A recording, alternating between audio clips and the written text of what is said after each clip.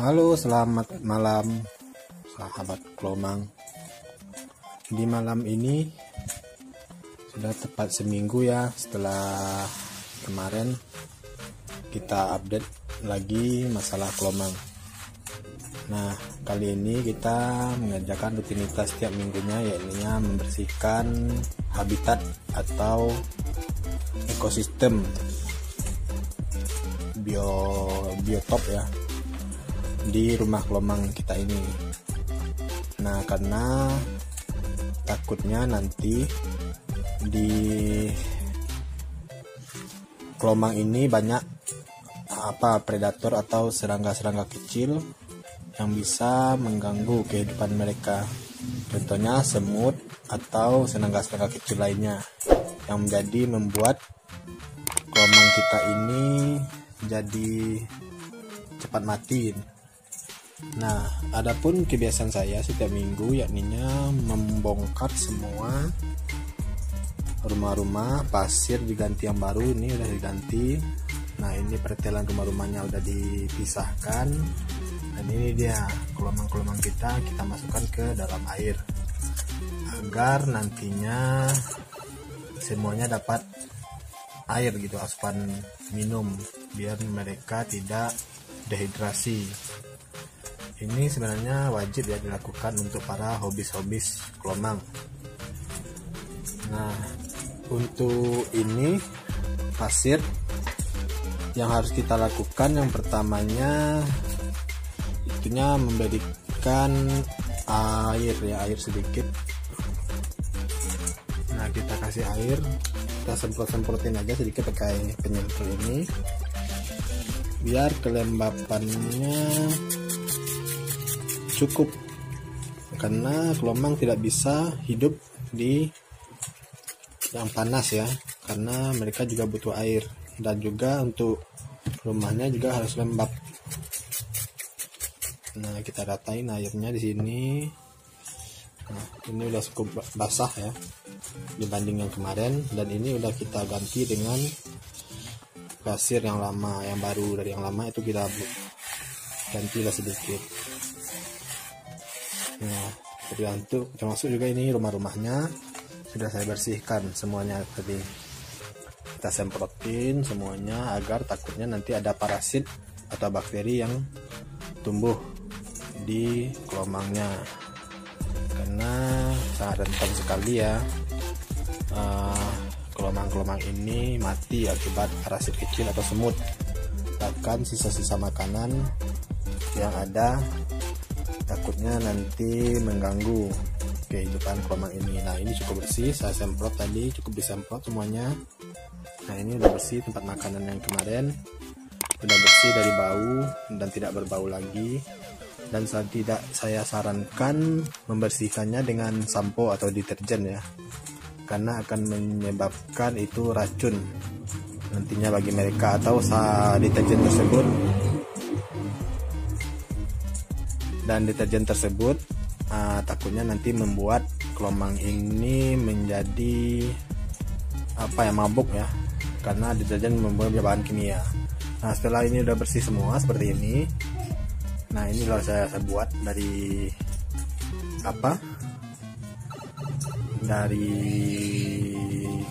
kerang laut atau dari juga rumah-rumah laut. Nah, ini sudah saya taruh lagi di sini. Ini gampang kok cara buatnya.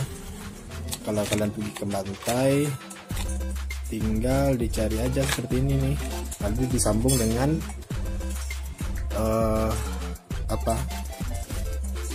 disambung dengan lem Alteco ya. Nah, setelah itu kita masukin lagi seperti semula.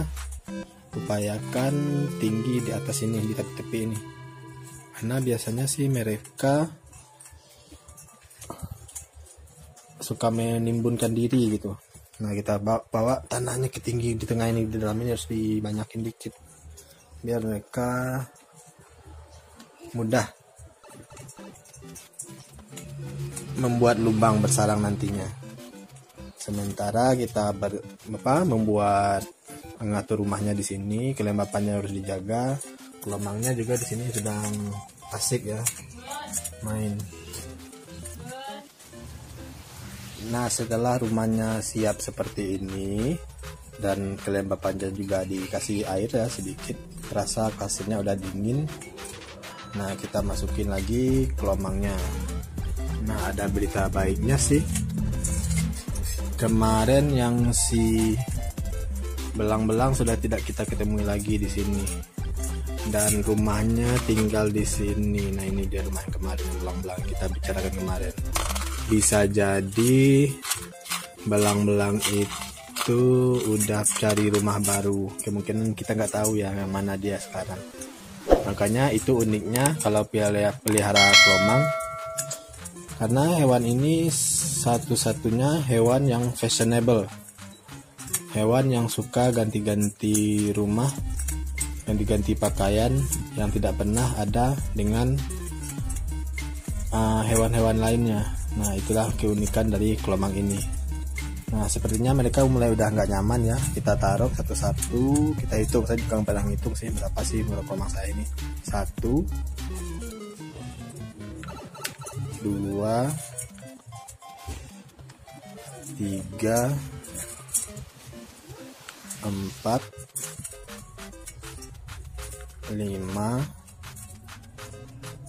6, 7, 8, 9,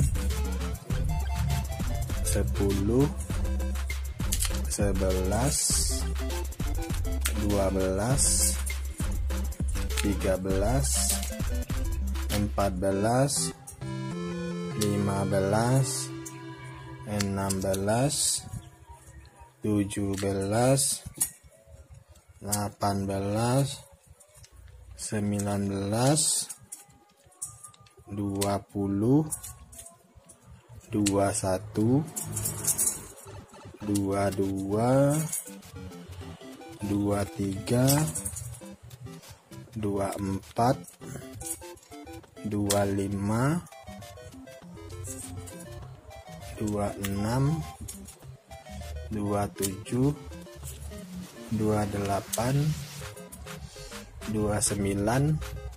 Wow, pas 30, 31, 32 emang kecil nih.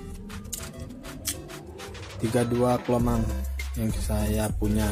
Terus terang saya nggak pernah hitung, karena kadang-kadang kalau ada aktivitas mingguan singgah ke pantai atau ke laut, kita selalu cari kelomang ini untuk menambah stok air laut dan juga untuk menambah pasir lautnya nantinya. Nah, jadi punya saya ini sekarang 32 ekor. Nah, ini juga ada satu lagi. Ternyata masih ada satu nih tinggal yang nggak masuk. 33. Pas 33 semua.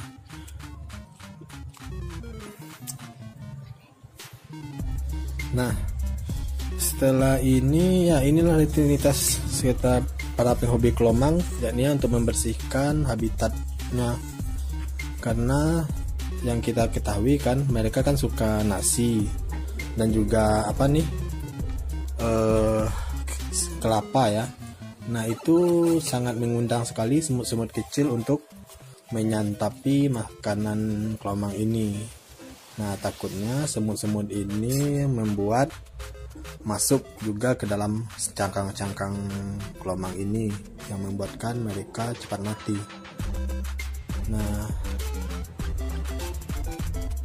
kebetulan saya tadi udah dapat juga ya makanan spesial mereka, yakninya kelapa ya.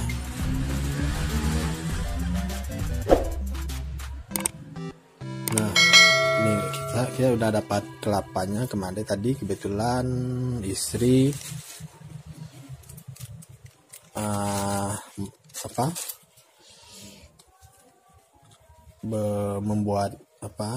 membuat masakan gulai pakai kelapa. Padahal ini sangat susah sekali sekarang kalau untuk mencari kelapa ini, karena sekarang sih kelapa dalam kemasan semua.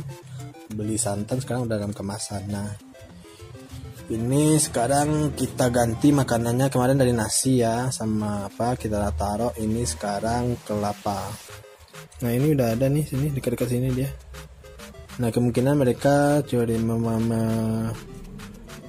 memanaskan diri atau membersihkan diri dari air tadi. Mereka berdiri di atas nih, rame-rame nih di atas. Mungkin karena tadi saya masukin ke dalam air, mungkin mereka risih atau gimana. Jadi mereka belum masuk ke dalam tanah, mereka masih main-main di bawah, di luar nih. Nah mereka masih berada di atas-atas semua, mungkin mengeringkan badan gitu kan. Cukup unik kan melihat kelamang-kelamang. Nah ini ada apa nih? Nggak ada. Nah jadi cuman pemeliharaan komang setiap mingguannya ya seperti ini, cuman bersihin apa tempatnya, takutnya nanti kan ada semut atau serangga-serangga kecil yang dapat mengganggu kesehatan atau kenyamanan dari kelomang ini. Nah mungkin sampai sekian dulu pembahasan kita mengenai perawatan kelomang. Mungkin di lain kesempatan kita akan belajar lagi mengenai jenis-jenis kelomang dan juga apa sih yang bisa kita lakukan dengan kelomang ini. Ya cukup sekian ragam kelomang kita kali ini. Jangan lupa like, comment, dan subscribe. See you.